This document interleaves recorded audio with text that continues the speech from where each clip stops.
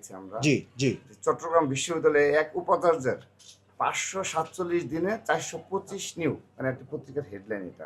জি জি জি। অর্থাৎ 425টি নিয়োগ দিয়েছে আর কি চট্টগ্রাম জি জি জি বিশ্ববিদ্যালয়ে জি যিনি উপাচার্য ছিলেন তিনি।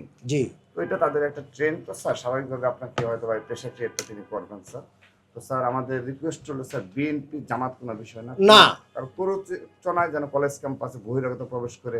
বহিরাগত এখানে প্রবেশ, আমার প্রথম আপত্তি ছিল যে ভাই আপনি তো আমার গভর্নিং বডির কেউ না, আপনি আমার কোনো অথরিটি না, আপনি আমার মিনিস্ট্রির কোনো প্রতিনিধি না, জাতীয় বিশ্ববিদ্যালয়ের কোনো প্রতিনিধি না। তো আপনি আমার সাথে কথা বলতেছেন, আপনি দেখবেন তারা একটা সংবাদ সম্মেলন করেছেন, আমি দেখলাম। তো এই কথাগুলি ঠিকই আছে, কারণ তারা এখানে এসছেন, আমি একটু বিরক্ত হচ্ছি।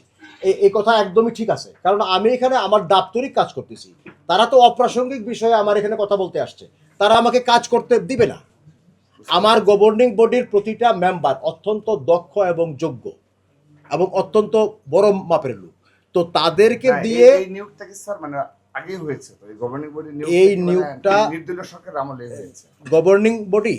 জি, গভর্নিং বডি এখন না, গভর্নিং বডি এখানে ফুল ফ্লেজেড গভর্নিং বডি এখানে আছে, সেটা আরো আগে থেকে। হ্যাঁ, এটা হয়েছে 24-এর মানে 5 তারিখের পরে। জি, তাহলে এতদিনে 2 বছর, কারণ যারা ফেসিস্ট ছিল তারা তো গাটা কাটিছে, তারা তো নাই। এই গভর্নিং বডি হচ্ছে 2025 সালের জুন মাসে। জি, তো এইটাই এখনো মানে চলমান আছে, এবং এখানে অত্যন্ত সুষ্ঠুভাবে কোনো রকমের কোনো মানে দুর্নীতি বা কোনো রকমের কোনো মিস অ্যাপ্রোপ্রিয়েশন এগুলো ছাড়া এখানে সুন্দর মতো একটা প্রতিষ্ঠান রান করতেছে।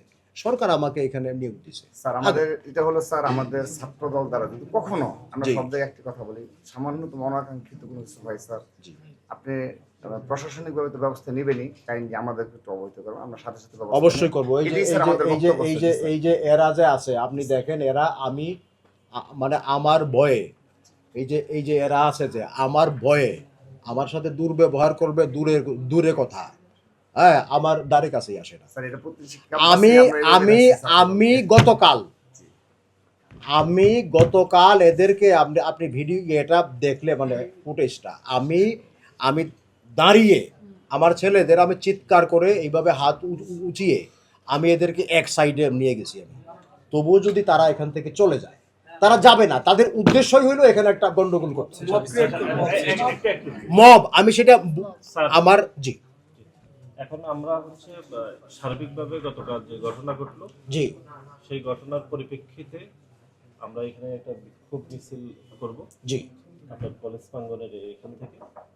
আর আমরা মনে করি গতকাল যে অনাকাঙ্ক্ষিত ঘটনা ঘটেছে, এটি শুধু নিন্দার দাবি জানায় না, একই সাথে ভবিষ্যতে অন্য কোনো রাজনীতিক, শুধু জামাত না, এমনকি বিএনপিও কেউ যদি অযাচিতভাবে এরকম হিসাব চায়, অযাচিতভাবে ম্যানেজমেন্টের বিষয়ে হস্তক্ষেপ করে, আপনারা আইনের ব্যবস্থা গ্রহণ করবেন, যদি আমাদের দলেও কেউ যুক্ত থাকে। নিশ্চয়ই সাধারণ শিক্ষার্থীদের সংগঠন হিসাবে আমরা আপনাদের পাশে রয়েছে।